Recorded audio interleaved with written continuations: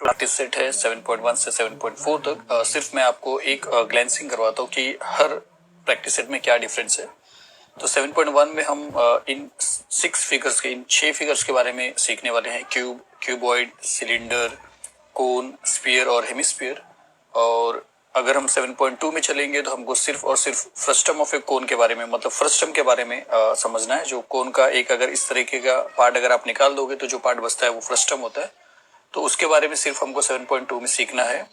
और 7.3 में अगर हम देखेंगे तो हमको ये जो शेडेड एरिया देख रहे हो जिसको सेक्टर बोला जाता है, ये छोटा सेक्टर, ये बड़ा सेक्टर, तो सेक्टर का एरिया फाइंड आउट करने का है। और लेंथ ऑफ अर्क, ये सब हम जब चलेंगे तब देखेंगे। मेरे को सिर्फ ये बताना है कि 7.3 में आप सेक्टर के बारे में सीखने वाले हो, लेंथ ऑफ अर्क के बारे में सीखने वाले हो। फिर लास्ट 7.4 में ये जो पार्ट देख रहे हो, इतने पार्ट को सेगमेंट बोला जाता है, इसका एरिया किस तरह निकाला जाता है वो हम सीखने वाले। तो हम तो शुरू करने वाले हैं फर्स्ट प्रैक्टिस सेट 7.1, जिसपे पार्ट 1 है ये वीडियो, जिसके अंदर स्टार्टिंग के 5 क्वेश्चन सॉल्व करने वाले हैं। और ये जितने फिगर आप देख रहे हो, इन फिगर का आपको इन फिगर को लेके 1-2 फिगर मिसिंग हो सकते हैं बस। तो ये फिगर्स पे हमको सम सॉल्व करना है। आपको वीडियो को स्टार्ट या वीडियो में आगे चलने से पहले आपको इन सभी जो फिगर्स आप देख रहे हो, इनके फॉर्मूले आपको ऑलरेडी आना चाहिए। क्योंकि इसके जो फॉर्मूले हैं हमने 8th क्लास में भी किया है, 9th क्लास में भी किया है। ये फॉर्मूले किस तरह आते हैं आपको बाय हार्ट करने की जरूरत नहीं है, मैंने ऑलरेडी वीडियोस बनाया है। तो मैं डिस्क्रिप्शन में सभी जो शेप देख रहे हो आप, सभी जो फिगर्स देख रहे हो, इनके फॉर्मूले किस तरह आप लिख सकते हो, उसको डिस्क्रिप्शन बॉक्स में आपको लिंक दे दूंगा उस वीडियो का। आप उस वीडियो में जाके इस फॉर्मूले को आप देख लेना, किस तरह ये फॉर्मूला आप सीख लोगे। यहाँ पे हम क्या करने वाले हैं, फॉर्मूले पे वर्कआउट नहीं करने वाले कि फॉर्मूला किस तरह आएगा। यहाँ पे ऑलरेडी ये समझ के चलना है कि आपको फॉर्मूला आता है। इसलिए अगर नहीं आता है तो आप डिस्क्रिप्शन बॉक्स में जो भी लिंक है, अलग अलग जितने भी आप फिगर देख रहे हो, सबके फॉर्मूले मैंने समझाया वहाँ पे। आप अगर उस फॉर्मूले को समझोगे तो आपको बाय हार्ट करने की जरूरत नहीं पड़ेगी, 1-2 को छोड़ के। तो चलिए 7.1 का फर्स्ट क्वेश्चन शुरू करते हैं। तो देखिए फर्स्ट क्वेश्चन क्या लिखा है कि find the volume of A cone if the radius of its base is 1.5 centimetre and it's perpendicular height is 5 centimetre. तो आपको क्या बोला कि फाइंड द वॉल्यूम ऑफ ए कोन। तो एक कोन है और आपको उसका वॉल्यूम फाइंड आउट करना है। तो वॉल्यूम मैं आपको थोड़ी देर में बता रहा हूँ। हमको दिया क्या है, if the radius of its base is 1.5 centimetre. तो ये जो बेस है, बेस का जो रेडियस आप देख रहे हो, ये आपको दिया है 1.5 centimetre and it's perpendicular height. और ये जो परपेंडिकुलर हाइट आप देख रहे हो, ये आपको दिया है 5 सेंटीमीटर और आपसे बोला है कि उसका वॉल्यूम फाइंड आउट करिए। तो देखिए कोन अगर आप इस तरीके से देखते हो तो इसके अंदर जो भी जगह होता है, अगर इसको आप किसी चीज से फिल कर रहे हो, किसी चीज से भर रहे हो उसको, तो अंदर जो भी जगह आप देख रहे हो वही वॉल्यूम है और वही चीज आपको फाइंड आउट करना है। तो अगर आपको वॉल्यूम फाइंड आउट करना है तो आपको यहाँ पे वॉल्यूम का मतलब वॉल्यूम ऑफ कोन का फॉर्मूला यूज करना पड़ेगा। और वॉल्यूम ऑफ कोन का फॉर्मूला क्या है, वॉल्यूम ऑफ कोन का फॉर्मूला है 1/3 पाई आर स्क्वायर एच। इसमें से 1/3 एक नंबर है, पाई का वैल्यू आपको पता है 3.14 या तो 22/7। और मतलब आपको 22/7 लेना है। अगर यहाँ पे दिया है पाई का वैल्यू तो आपको वही लेना, नहीं दिया तो आप 22/7 लीजिए। कहीं कहीं पे 3.14 भी ले सकते हैं। फिर आर स्क्वायर में आर है रेडियस जो आपके पास है 1.5 और एच आपका हाइट है जो आपको 5 सेंटीमीटर दिया है। तो ये फॉर्मूला यूज करना है। तो आपके पास जो जो चीज आपको दिया है ऑलरेडी वो हम सॉल्यूशन में लिखेंगे कि हमारे पास रेडियस है, तो हम लिखेंगे the radius R of the cone is 1.5 centimetre. और उसके बाद हमारे पास हाइट है तो हम लिखेंगे कि perpendicular height H which is 5 centimetre. तो आपके पास एच है और आपके पास आर है। फिर आपके पास जो फॉर्मूले में आपको रिक्वायर्ड है वो सारी चीजें, तो आपको क्या करना है, सब्स्टिट्यूट करना है और फिर सॉल्व करना है। तो चलिए शुरू करते हैं। तो चलिए फिर यहाँ पे 1/3 को हम एज इट इज लिख देते हैं 1/3। फिर मल्टीप्लाई बाय पाई है तो पाई को मैं 22/7 ले रहा हूँ, 22/7। फिर मल्टीप्लाई बाय आर स्क्वायर है तो आर 2 टाइम लिखना है, मतलब 1.5 को आपको 2 टाइम लिखना है। तो 1.5 मल्टीप्लाई बाय 1.5 और फिर इंटू एच है तो यहाँ पे आपको इंटू एच सॉरी एच का मतलब आपको 5 सेंटीमीटर लिखना है, मतलब 5 लिखना है। तो अब आपको क्या करना, सॉल्व करना है। तो आप किसी भी तरह सॉल्व कर सकते हो। मैं आपको क्या बता रहा हूँ कि जैसे ये देखिए ये 1.5 है और ये 3 है। अगर ये पॉइंट नहीं होता तो ये 15 होता था, 3 5 15 हो जाता था। तो अगर ये पॉइंट नहीं होता तो 3 5 15 है। तो पॉइंट अगर है तो पॉइंट के पहले जो नंबर है वो 3 से छोटा है। तो 3 5 15 की जगह पे आप लिख सकते हो 3 0.5 1.5। और फिर 3 कैंसिल कर सकते हो, 3 1 जा और 3 0.5 जा। फिर बचता जो है ऊपर वाला वो आपको यहाँ पे लिखना है। तो सपोज मैं यहाँ पे लिखता हूँ 22 1 जा 22, फिर मल्टीप्लाई बाय 0.5 और फिर मल्टीप्लाई बाय 1.5 और फिर मल्टीप्लाई बाय 5 और द होल डिवाइडेड बाय 7। तो द होल डिवाइडेड बाय 7। फिर अब देखिए 22 को अगर आप 0.5 से मल्टीप्लाई करोगे, अगर ये 0.5 मतलब 1 का हाफ, तो अगर 1 से अगर आप मल्टीप्लाई करते हो किसी चीज को तो सेम आता है। 22 1 जा 22 आएगा और 22 0.5 से करोगे तो आधा हो जाएगा, क्योंकि हाफ से मल्टीप्लाई करो, 0.5 का मतलब हाफ है। तो 22 इंटू हाफ अगर आप कर रहे हो तो वो 11 हो जाएगा। तो 22 इंटू 0.5 आपको मिल जाएगा 11, फिर मल्टीप्लाई बाय 1.5 और फिर मल्टीप्लाई बाय 5 और द होल डिवाइडेड बाय 7। तो यहाँ पे द होल डिवाइडेड बाय 7 आ जाएगा। फिर उसके बाद देखिए 11 को अगर हम 5 से मल्टीप्लाई करेंगे तो 55 आ जाएगा। तो यहाँ पे हम लिखते हैं 55 और फिर मल्टीप्लाई बाय यहाँ पे 1.5 है, तो यहाँ पे आएगा 1.5 और द होल डिवाइडेड बाय 7। अब आप 55 को 1.5 से मल्टीप्लाई करिए तो आपको मिलता है 5 5 25, 5 2 5 5 25 26 27, एक प्लेस गया, 1 5 5 1 5 5, फिर ये 5 हो गया, 7 5 12 2 1 5 6 7 और 8। तो 825 हो रहा है, एक के बाद पॉइंट है तो आप एक के बाद पॉइंट लिखिए। 82.5 हो रहा है तो यहाँ पे लिखते हैं 82.5 द होल डिवाइडेड बाय 7। अब फाइनली आपको क्या करना है, 82.5 को 7 से डिवाइड करना है। तो चलिए 82.5 को डिवाइड करते हैं 7 से। तो 7 1 जा 7, फिर 8 माइनस 7 आपको 1 मिलता है, फिर ये 2 नीचे आ जाएगा। 7 1 जा 7, 7 2 जा 14 ज्यादा होता है तो 7 1 जा 7 अगेन। 12 माइनस 7 करेंगे तो आपको मिलेगा 5। फिर ये 5 आना है तो उसके पहले पॉइंट है तो पॉइंट ऊपर चला जाएगा, फिर ये 5 आ जाएगा। 7 के टेबल में 55, 7 7 जा 49, 7 8 जा 56 हो जाता है, एक ज्यादा हो जाएगा तो 7 7 जा 49 लेते हैं। तो 7 7 जा 49, फिर 55 में से अगर आप 49 माइनस करोगे तो आपको मिलता है 6। फिर पॉइंट से आप एक 0 ले सकते हो। फिर 7 7 जा 49 है, 7 8 जा 56 होता है तो 7 8 जा 56, 60 में से 56 अगर आप माइनस करोगे तो 4 आएगा। फिर देखिए 2 डेसिमल तक आप पहुंच चुके हो, एक और ट्राई करिए। तो पॉइंट से एक 0 ले लोगे आप, 7 5 जा 35 कर सकते हो क्योंकि 7 6 जा 42 हो जाएगा। तो 7 5 जा 35 आपको मिलता है 5।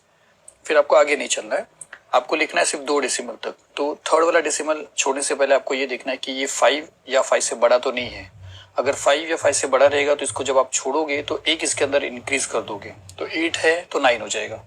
और अगर यहाँ पे 4 होता है और कम होता तो आप इसी तरह छोड़ देते थे, 7 8 को लिख देते थे। तो यहाँ पे आपको 11.79 लिखना है। तो इसका आंसर जो है यहाँ पे आ जाएगा 11.79। तो आपको वॉल्यूम ऑफ द कोन मिल गया 11.79। और सिंस ये वॉल्यूम है तो इसका जो यूनिट है वो सेंटीमीटर क्यूब रहेगा। ये या तो आप याद रखिए या तो ऐसा समझिए, ये जो 5 है ये 5 सेंटीमीटर है, 1.5 ये भी सेंटीमीटर है, 1.5 ये भी सेंटीमीटर है, बाकी ये दोनों को यूनिट नहीं है। तो centimetre into centimetre into centimetre अगर आप करेंगे तो 3 टाइम्स सेंटीमीटर रहेगा तो सेंटीमीटर क्यूब हो जाएगा। आप ऐसा समझ सकते हैं। या आप हमेशा समझिए कि वॉल्यूम का जो यूनिट है वो क्यूब में ही रहता है, क्यूबिक सेंटीमीटर क्यूबिक मीटर रहेगा। अब आपको ये मिल चुका है। अब आपको क्या करना है, यहाँ पे फाइनली एक आंसर में लिखना है कि volume of the cone is 79 centimetre cube. चलिए फर्स्ट क्वेश्चन हो गया है, करते हैं इसके बाद वाला क्वेश्चन। तो चलिए अब सेकंड क्वेश्चन देखते हैं। सेकंड क्वेश्चन में क्या लिखा कि find the volume of A sphere of diameter 6 centimetre. तो एक स्पीयर का आपको वॉल्यूम फाइंड आउट करना है। और वॉल्यूम मतलब आप समझिए कि स्पीयर के अंदर जो भी जगह भरा रहेगा, कभी भी वॉल्यूम का मतलब वही होता है उस पर्टिकुलर शेप के अंदर जो चीज होता है उसका अंदर का जगह। तो आपको वॉल्यूम फाइंड आउट करना है एक स्पीयर का, और दिया क्या है डायमीटर 6 सेंटीमीटर। तो अगर आपको एक स्पीयर का वॉल्यूम फाइंड आउट करना है तो आपको स्पीयर के वॉल्यूम का फॉर्मूला आपको आना चाहिए। तो अगर फॉर्मूला देखेंगे तो वो है volume of sphere 4/3 pi R cube.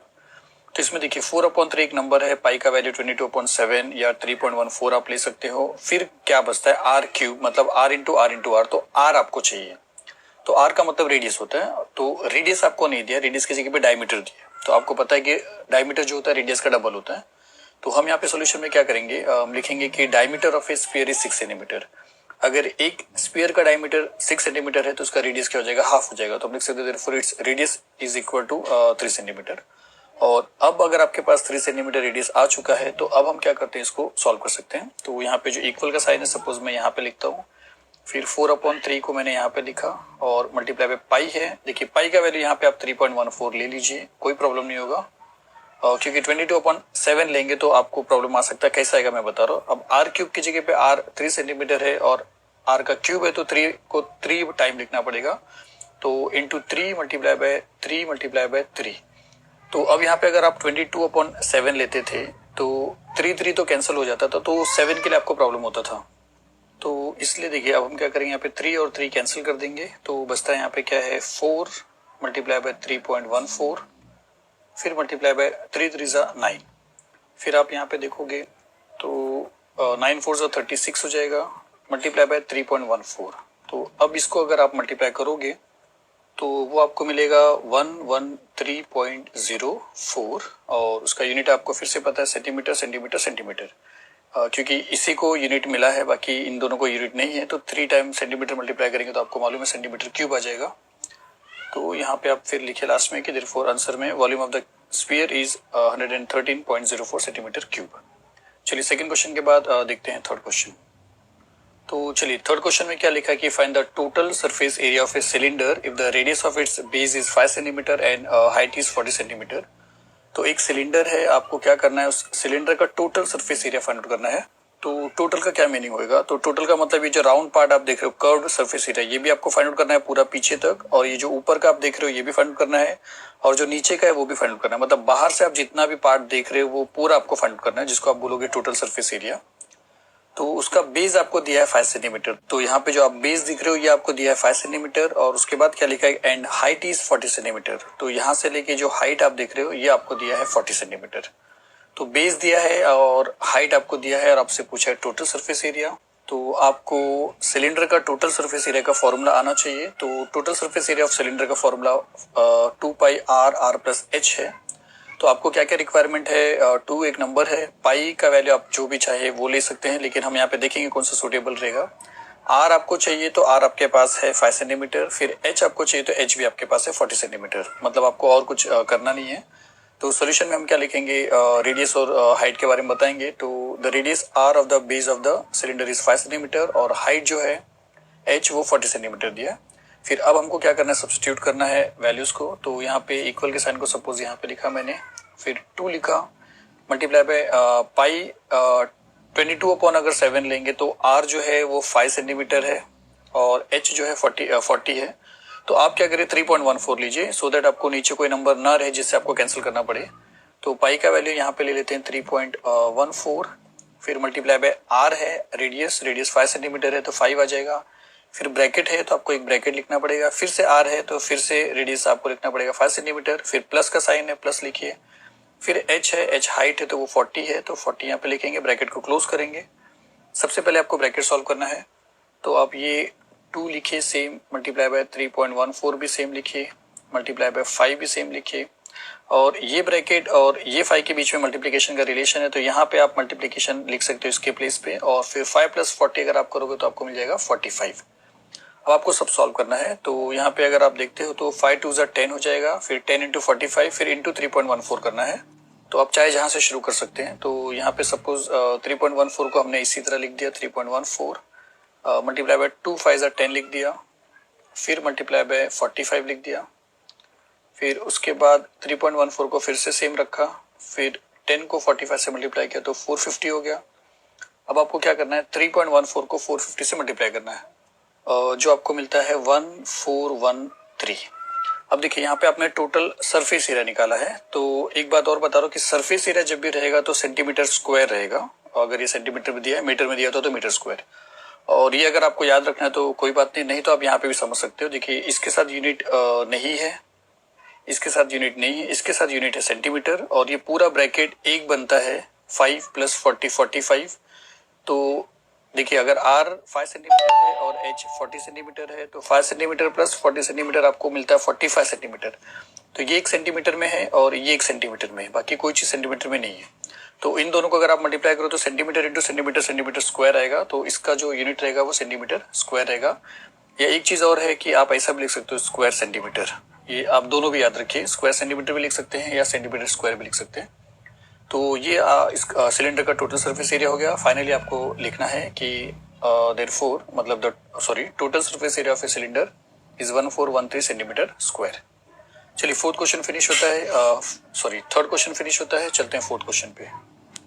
तो चलिए फोर्थ क्वेश्चन क्या लिखा है कि find the surface area of A sphere of radius 7 centimetre. तो एक स्फीयर है, उसका रेडियस जो है वो आपको दिया है 7 सेंटीमीटर। आपको इसका सरफेस एरिया फाइंड करना है। तो सरफेस एरिया में आप कौन से सरफेस एरिया की बात कर रहे हैं, क्योंकि सरफेस एरिया में कर्व सरफेस एरिया भी होता है, टोटल सरफेस एरिया भी होता है। तो कर्व मतलब जो हर तरफ से राउंड रहता है, और टोटल मतलब पूरा जितना भी उसके पास सरफेस दिख रहा है। तो यहाँ पे इस केस में एक स्फीयर के लिए कर्व अगर देखा है तो वही है जो हर तरफ घूमा हुआ है, और टोटल भी सेम है। देखिए टोटल मतलब हर जगह का, और कर्व मतलब जो राउंड है। तो यहाँ पे जितना भी पार्ट है वो सब राउंड है।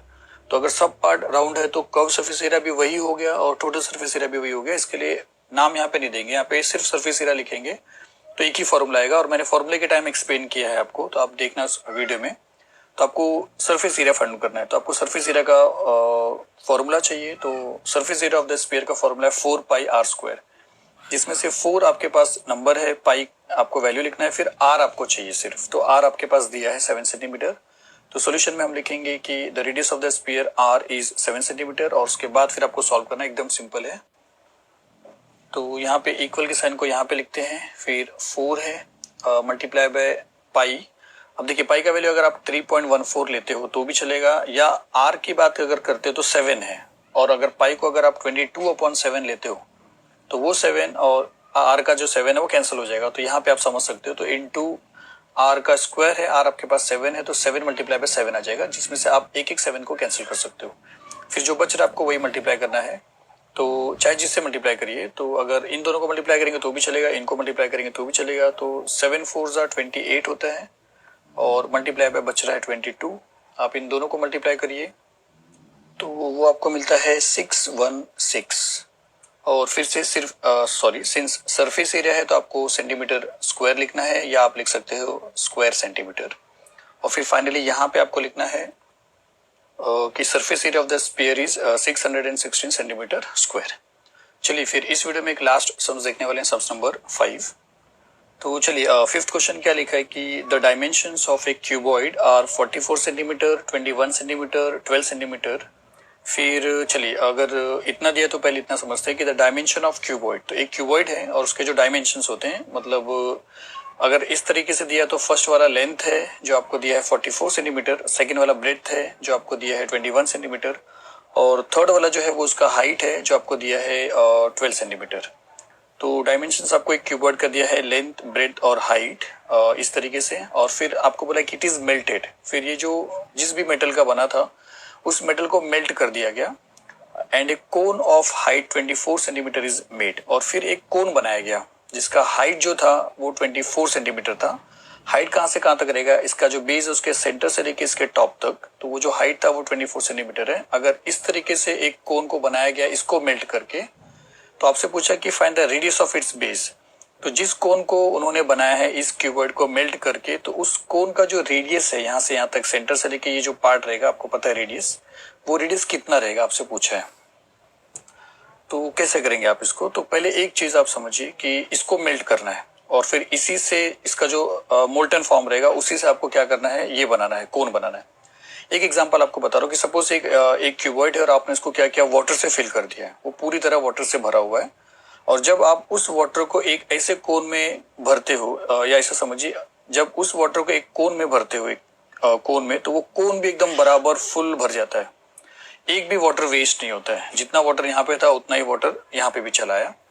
तो अब यहाँ पे दो चीजें यहाँ पे आपको देखना है कि एक चीज यहाँ पे सेम है और एक चीज यहाँ पे डिफरेंट है।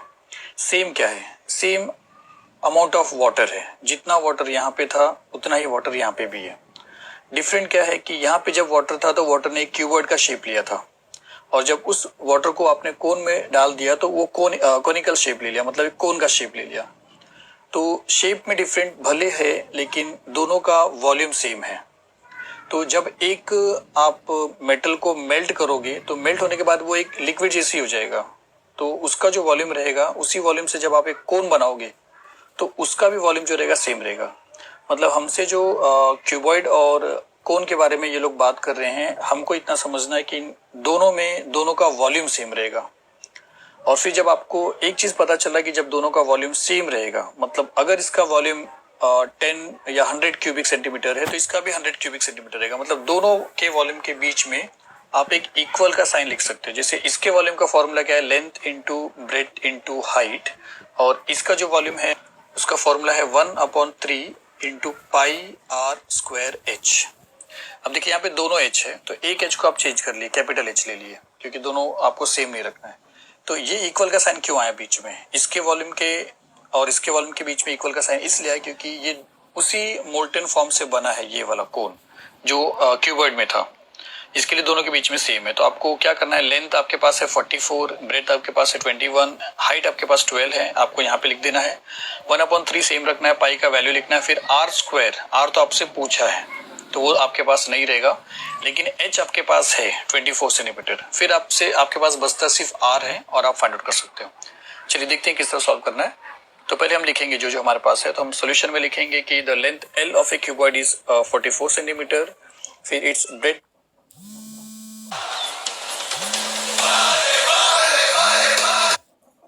सेंटीमीटर और it's height h is 12 centimetre, और फिर the height of the cone capital H ले लेंगे, वो आपके पास है 24 सेंटीमीटर, और हमसे फाइंड आउट करना क्या है, हमको फाइंड आउट क्या करना है, इसका रेडियस। तो ये रेडियस आपको फाइंड आउट करना है जिसको आप यहाँ पे ले रहे हो r। तो यहाँ पे आप लिखो कि let the radius of the cone be r। अब यहाँ पे आपको समझना है कि इसी को मेल्ट किया है यहाँ पे, तो हम यहाँ पे लिख सकते हैं कि cuboid is melted and A cone is formed या मेड।